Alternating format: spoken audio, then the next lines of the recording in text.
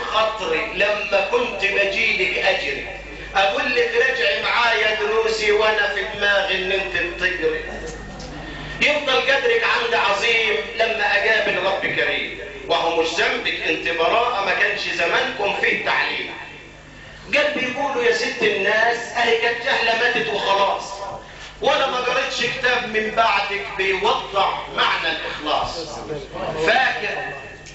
فاكر لما عرضت عليك كتابتي وقلت جميل الخط، ورغم مشاغلك فرحتيني ورحت ساعتها تعشي الخط. يعني الجهلة تشع ايمان وتكون نهر الخير حنان، تصحى الفجر تملي تصلي وده نهر تحفظه قرآن. مش انت الجهلة يا غالية علينا، يلي علومك جوه عيني وفي مدرستك وفي كراستك علم العالم من حوالي. والله الدنيا انجبت بينا وياما قاسينا يا غالية ببعدك، وسموا عيالك طنط وينا وحتى اخلاقنا ضاعت من بعد. تصدقي يما ان الايام دي الكل عامل فيها افندي، والجاهل لما بيتفلسف من خيبته على اصله بيردي، واللي يروح منهم كليه يتكلم بلغات عصريه، واحيانا يتبرى من اهله لما بياكلوا على الطبليه. يعرف واحده يكلم ابوها من غير ما اهله يجوا يعينوها، ولما سايبوا وجوده البيت يداروا امه احسن يشوفوها. بينسى فضل الام عليه وعامل وسط العالم بيه، قال مش عاجبه البيه بسلامته وهو بحاله ما يسوى جنيه.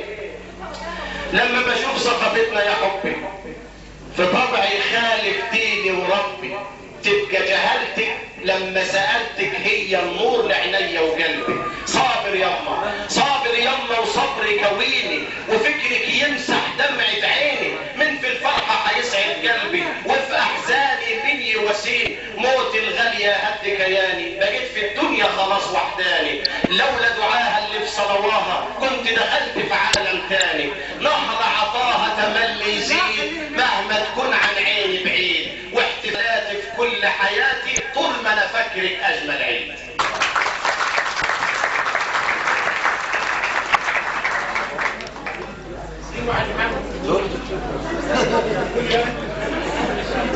زمن التوك توك،